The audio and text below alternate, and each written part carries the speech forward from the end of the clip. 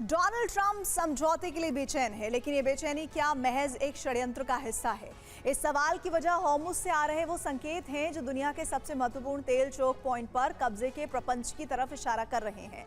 Experts की माने तो डोनाल्ड ट्रंप बहुत जल्द ईरान युद्ध 2.0 का आगाज कर सकते हैं और इस आशंका की वजह ईरान पर अमेरिका के छोटे छोटे हमले और ड्रोन घुसपैठ हैं जो बीते 10 दिन से जारी हैं। सवाल है, इन हमलों और ड्रोन घुसपैठ के पीछे ट्रंप का असली प्लान क्या, मकसद क्या है? और सुपर प्राइम टाइम में इसी पर एक्सक्लूसिव रिपोर्ट हम आपके लिए लेकर आए हैं।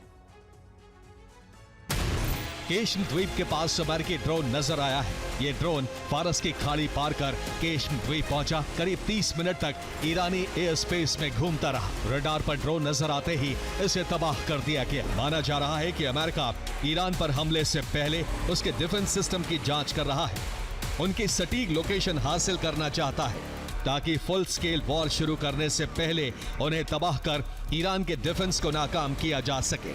साथ ही अमेरिका ये देखना चाहता है कि ईरानी अंडरग्राउंड मिसाइल बेस कितने वॉर रेडी हैं, ताकि ईरान जंग के दूसरे चरण की रणनीति को फाइनल किया जा सके। युद्ध विराम के बाद ईरान ने अपने सैन्य नेटवर्क को काफी हद तक दोबारा खड़ा कर लिया है। उसके डिफेंस सिस्टम शुरू हो चुके हैं। अंडरग्राउंड मिसाइल सिटी के गेट खोले जा चुके हैं। ईरानी नेवी ने भी अपनी शक्ति फिर हासिल की है। इसकी टोह लेने के लिए अमेरिकी सैटेलाइट अंतरिक्ष से नजर रख रहे हैं, लेकिन ईरान की सैन्य गतिविधियां इतनी सीक्रेट हैं कि सैटेलाइट के लिए डेटा इकट्ठा करना मुश्किल हो रहा है। ऐसे में ट्रंप मिनी वॉर और ड्रोन घुसपैठ का सहारा ले रहे हैं। अमेरिका जब भी ईरानी एयर स्पेस में ड्रोन भेजता है, ईरान के रडार एक्टिवेट हो जाते हैं, जिससे रडार की लोकेशन अमेरिका को मिल जाती है और अमेरिकी सैटेलाइट को इसके सटीक कोऑर्डिनेट मिल जाते हैं। इन ड्रोन्स को तबाह करने या भगाने के लिए डिफेंस सिस्टम से हमले किए जाते हैं, जिससे डिफेंस सिस्टम की सटीक लोकेशन भी अमेरिका को मिल जाती है। मिनी वॉर के दौरान अमेरिका ईरान पर हमला करता है, जिसका प्रतिशोध लेने के लिए ईरान अपनी अंडरग्राउंड मिसाइल सिटी को एक्टिवेट करता है। मिसाइल सिटी से अरब में मौजूद अमेरिका के मित्र देशों पर हमले होते हैं। ये मिसाइल लॉन्चर मिसाइल सिटी के किस गेट से बाहर आते हैं, इसकी जानकारी भी अमेरिका लॉक कर लेता है। डोनाल्ड ट्रंप ने सिचुएशन रूम में बैठक की है। ये बैठक करीब 2 घंटे तक चली, जिसमें ईरान समझौते पर मंथन हुआ, लेकिन समझौते पर कोई निर्णय नहीं हो सका।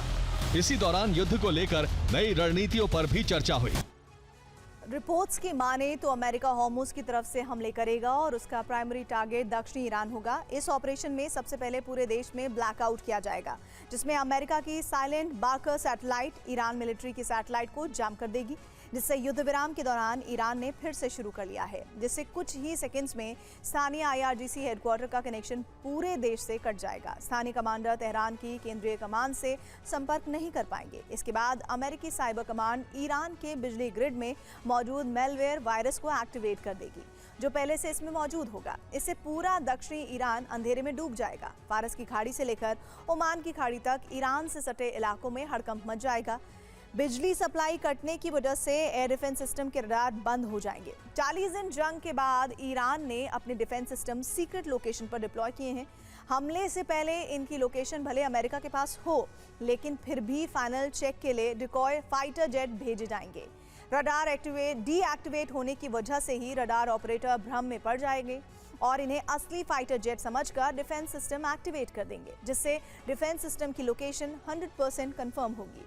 इसके बाद F-35 फाइटर जेट से अमेरिका यहां अटैक करेगा ताकि गलती की कोई गुंजाइश ना रहे। ईरान के डिफेंस सिस्टम तबाह किए जाएंगे, जिसके बाद एक के बाद फिर से ईरान के एयर स्पेस पर पूरी तरह से अमेरिका का कब्जा हो जाएगा और अमेरिकी सेना आगे का ऑपरेशन शुरू कर पाएगी।